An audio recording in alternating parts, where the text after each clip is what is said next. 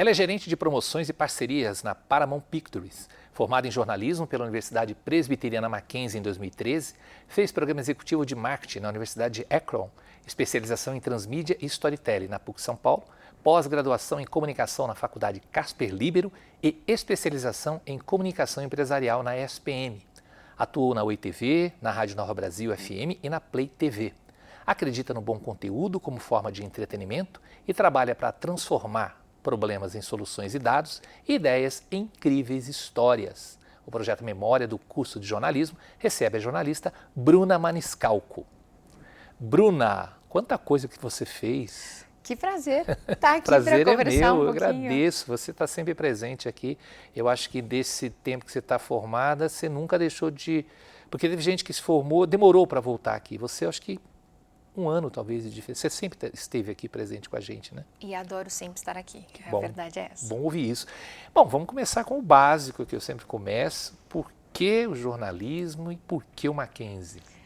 Não tenho ideia do jornalismo. Isso é uma coisa muito interessante da minha história, quando eu lembro da minha infância querendo ser veterinária.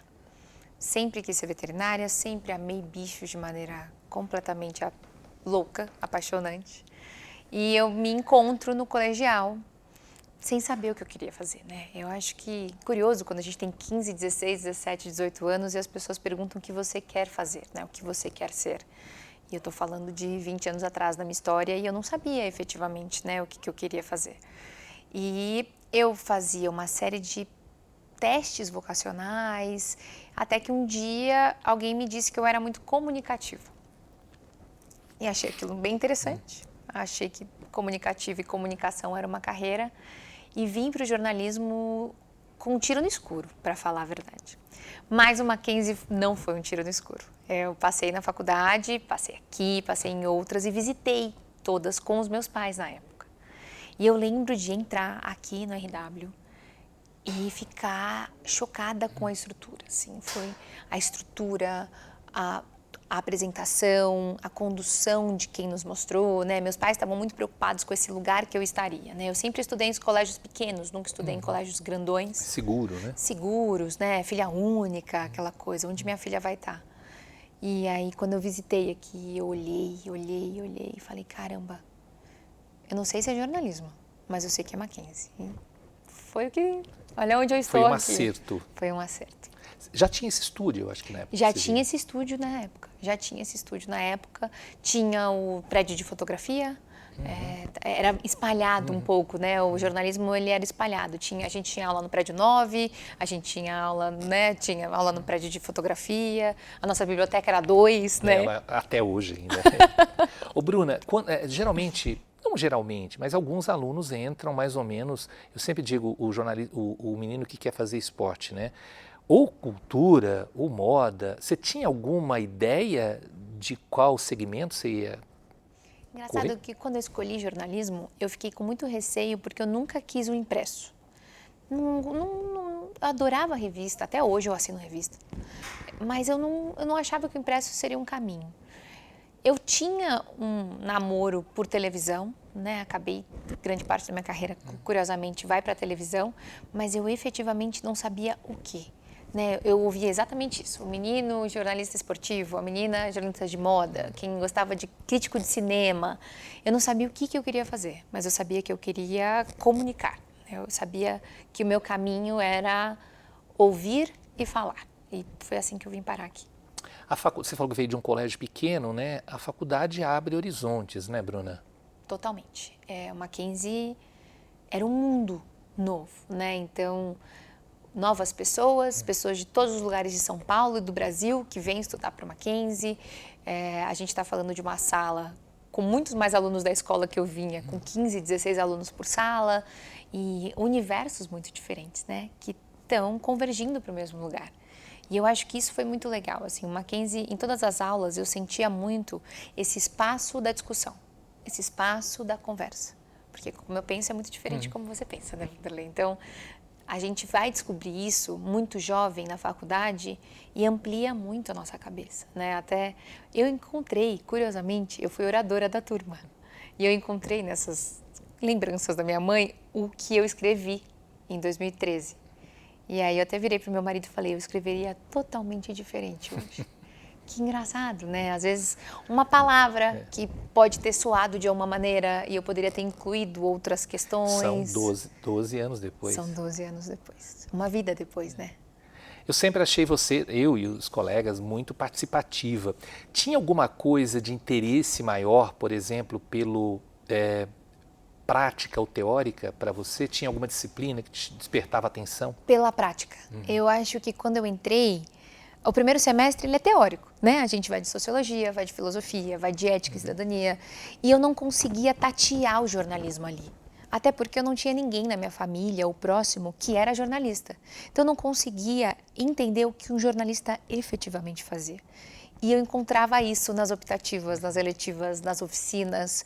A oficina de telejornalismo, olhar para uma câmera e falar o que está escrito ali no TP. Escrever uma matéria. Esses dias até eu vi uma matéria de dado, puramente, e eu lembro de uma oficina que a gente teve com o Sandano, de jornalismo de dados. Como é que eu podia criar uma matéria? Não era tão falado na época, né? Nada, né? A gente tá assim, apesar de a gente usava plenamente a internet, a gente teve uma evolução nos últimos anos, né? Então, desde inteligência artificial até o uso mesmo, né, do produtor de conteúdo. Então, acho que foi muito legal ter na faculdade já um contato com o jornalismo de dados, quando ele acabava ainda sendo um embrião, né?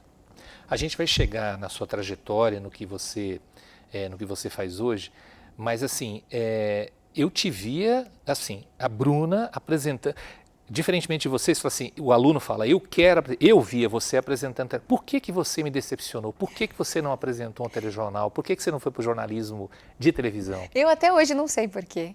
É algo que eu adoro fazer, né? Eu fui repórter, eu apresentei programa, né? Na OITV eu acabei estando nesse espaço. Eu não sei te responder. Sabia que é uma coisa que às vezes mexe na minha cabeça? Porque acabou que eu fui... Você gostava? Eu amo. Ainda hoje eu adoro. Acabo, né? Venho, apresento a recepção de calouros. No trabalho mesmo, na Paramount, vira e mexe, tem algum tipo de discussão e eu sou mediadora.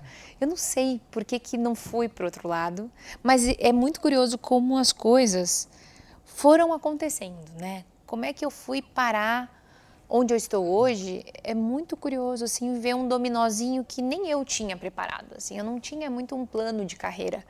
Eu fui trabalhando, né? Eu comecei a trabalhar no segundo ano da faculdade, quando vi... já estava só trabalhando em outro ritmo. Então, eu não sei se eu te decepcionei, se eu me decepcionei ou se eu ainda tenho tempo para te dar orgulho. A gente tem conversado com muita gente aqui, jornalistas formados aqui, mas que não estão na redação tradicional. Sim. Não é um jornalismo tradicional. E eu nem sei se dá para chamar esse jornalismo tradicional, a Folha, a CBN, a Globo, ou por aí afora. Que formação que eu tenho que ter para fazer o que você faz? Ou seja, que formação o jornalista tem que ter? Ele é um comunicador de forma geral? Ele tem que ter essa formação de comunicador de forma geral? Uma coisa que eu acho que o jornalismo me trouxe, e eu passei por pesquisa de mercado, hoje eu trabalho mais com marketing, parcerias, mas o jornalismo me trouxe uma versatilidade de entender o meu interlocutor e a mensagem que eu preciso, que nesse sentido, eu acho que qualquer profissão, o jornalista se encaixa, né? Uma coisa, quando a gente entra na faculdade, eu tinha um pouco dessa utopia, que eu entro no jornalismo e eu vou ser jornalista de redação, né? E aí quando você vê o emaranhado de possibilidades que você pode se encaixar e que o jornalismo efetivamente abre o caminho, você estranha, né? Hoje eu trabalho na Paramount Pictures, a gente é um time de marketing que se divide em 3 vertentes, né? Eu sou parcerias, promoções e eventos, publicity e mídia. Os 3 gerentes são jornalistas. Então, eu ia perguntar justamente isso. Os 3 são jornalistas. O nosso ao redor todo é publicitário, marketing, administração com ênfase em marketing. Mas nós 3 somos jornalistas. E é muito curioso como a gente encara diferente muitas coisas. Como a gente se preocupa da comunicação, da mensagem, de como é que a gente chega ali, sabe? É interessante refletir um pouco sobre isso. Você acredita que um curso, ou a academia, uma formação acadêmica ainda é importante para a formação de um comunicador? Eu tenho certeza. Eu estava conversando esses dias com uma prima de 18 anos, né? E ela meio que questionou a necessidade de uma faculdade. A faculdade vai muito além do diploma, né? A faculdade vai da vivência, da preparação, do primeiro contato que você tem com aquilo que você acredita que você gosta, né? As pessoas vão pela faculdade pelo que você gosta. Eu acredito não só pela necessidade da ética, pela necessidade dos pontos de vista diferentes. Eu vejo a faculdade extremamente necessária como profissional e como uma boa pessoa. Teoria e humanidades, por exemplo. Teoria. A prática você pode adquirir no cotidiano. Sem dúvida. E até é legal quando você, com o contrato da academia, você consegue fazer o paralelo. Nossa, o mercado de trabalho não é por aí. A mesma coisa você consegue fazer no mercado de trabalho. Poxa, mas na academia o raciocínio é um pouco diferente, né? E isso é interessante do Mackenzie.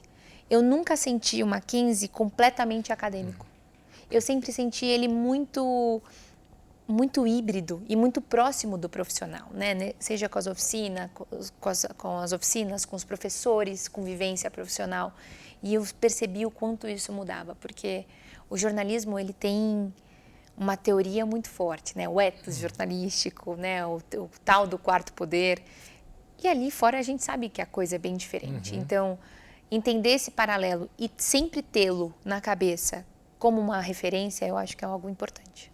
Um ano depois na comunicação, a gente fala que já nos dias atuais é muito. 12 anos é demais. O que mudou? Sim, você foi extremamente relevante essa mudança para a área de comunicação, para você em especial?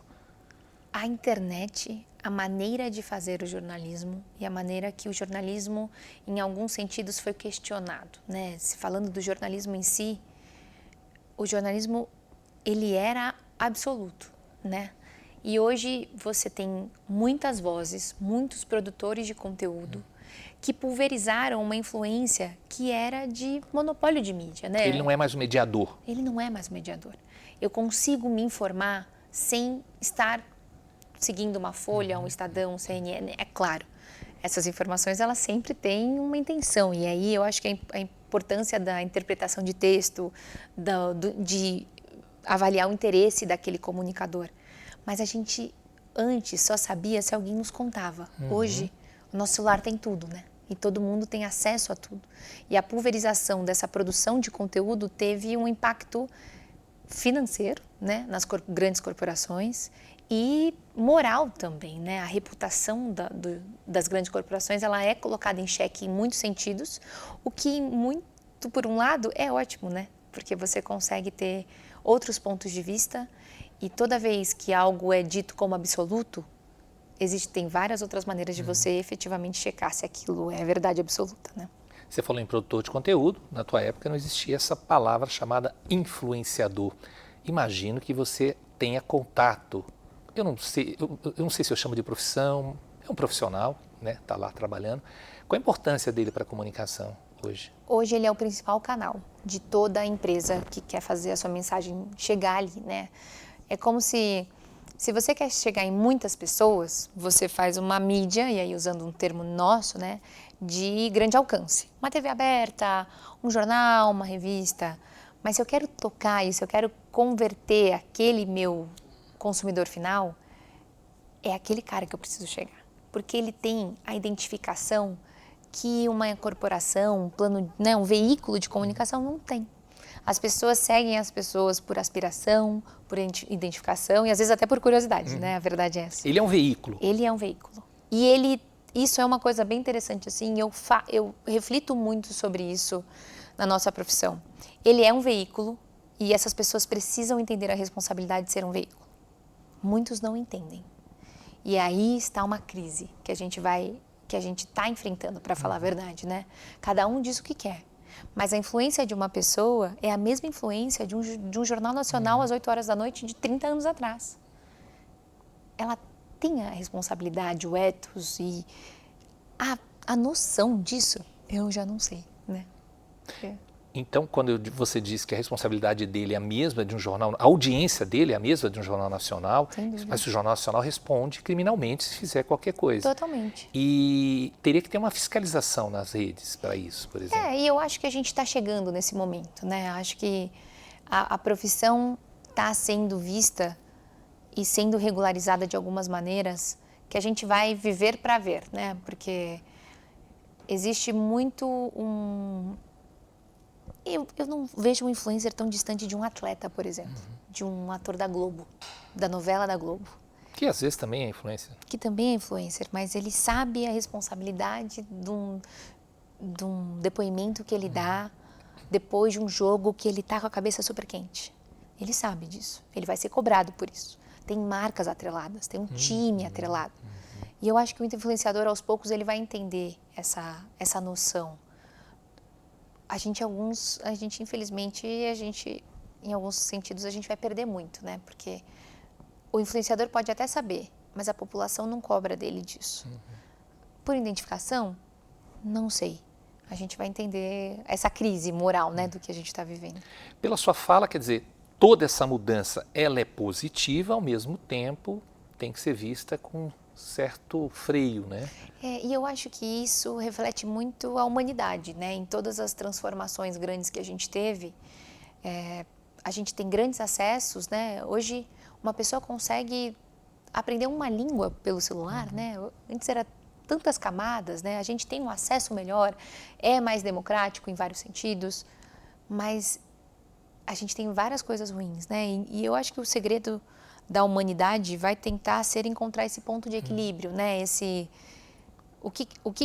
Por que tanto a gente foi para o digital e hoje as pessoas carecem tanto do físico, né? Acho que... Você acha que pode voltar? Você falou do você ver revista, ler revista.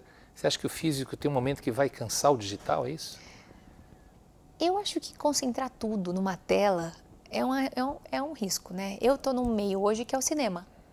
Né? E eu acredito no cinema como um lazer que não é a mesma coisa que você assistir um filme dentro de casa, por maior que seja o seu home theater. Tanto que eu acredito que não caiu a audiência do cinema, né? Não, o cinema, na pandemia sofreu Sim, muito, né, evidente. fechado, mas hoje ele já voltou ao que ele era em 2019 em relação às pessoas, né? Eu acho que o interessante é o cinema ser visto como uma experiência, e eu acho que isso a humanidade carece muito. É curioso, né? Da experiência, né? O que é a experiência, né? Onde a gente troca a experiência. Porque o que você está dizendo assim, também aconteceu com o vídeo, né? Quando surgiu o vídeo, as pessoas não deixaram de ir ao cinema. Eu trabalho em rádio, né? Eu entrei em rádio imaginando que a rádio estava fadada ao fim. E aí, o podcast? E o podcast, e a rádio que é transmitida ao vivo, e a música que nunca vai sair do lugar, né? E a rádio continua aí, né? E vai continuar por muitos anos. Eu acho que às vezes, assim como o livro, né? A gente está falando, por exemplo, de uma Amazon que se tornou uma Amazon vendendo livro. Né? E aí criou um leitor digital como o Kindle, mas existe sim um hibridismo. Mas aí eu acho que também tem uma coisa muito geracional, né? Você, a gente sente um pouco de falta do físico, uma vez que a gente foi criado em outro mundo. Não se esqueça que a nossa geração tem uma diferença brutal aqui de idade. Mas eu digo que viu? os nossos hábitos em relação à geração Z são muito mais parecidos. E eu acho que isso a gente vai ter que observar. Onde está essa geração Z e se ela efetivamente sabe o que é o físico, né? Porque eu acho que eles não souberam, né? É diferente você crescer com uma... Eu cresci com uma TV com uma grade. Se eu não acordei para ver o desenho da manhã, perdi, né? Não existia. Tinha que esperar o dia seguinte. Hoje, as coisas são acessíveis a qualquer hora, a qualquer momento, né? Então, como fazer isso, a gente vai ter que ver, a gente vai ter que assistir. Bruna, eu imagino que tempos atrás, talvez quando você estava ainda na faculdade, claro, talvez não existisse esse cargo que você tem hoje, talvez esses departamentos não existissem, porque transmitem futebol também, transmitem, não é só cinema, né? Qual é o perfil de um profissional, eu vou falar jornalista / comunicador, que perfil que esse cara tem que ter para trabalhar nessa área, por exemplo, ou para trabalhar no jornalismo não tradicional, ou na área de comunicação geral? Ele tem que estar muito disposto a viver mudanças o tempo inteiro. Eu vivi uma área de TV paga, que virou um streaming, que vive um streaming pago, e depois um streaming gratuito, e tudo isso muda a estratégia total de uma empresa, né? Então, estar muito atento às mudanças do mercado como um todo é essencial para esse jornalista não tradicional, né?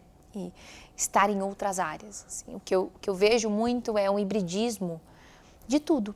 Eu tenho que entender um pouco da minha área, que é só parcerias e promoções, eu entendo de eventos, eu troco com um cara de mídia e eu tenho que entender o valor da mídia, porque, na verdade, tudo isso é a mensagem que eu quero passar, né? Então, se eu trabalhasse na Paramount Pictures, se eu trabalhasse na Amazon, se eu trabalhasse no iFood, qual que é o objetivo, né? O objetivo é ter a mensagem correta para o consumidor final, para que o consumidor final faça o que eu estou esperando que ele faça. No caso da Paramount, eu espero que ele vá ao cinema assistir o filme, né? Mas se eu fosse no iFood, eu gostaria que ele fizesse mais pedidos de iFood. Se eu fosse na Amazon, eu quero que ele converta mais dinheiro no carrinho, né? Então, o objetivo é sempre o mesmo.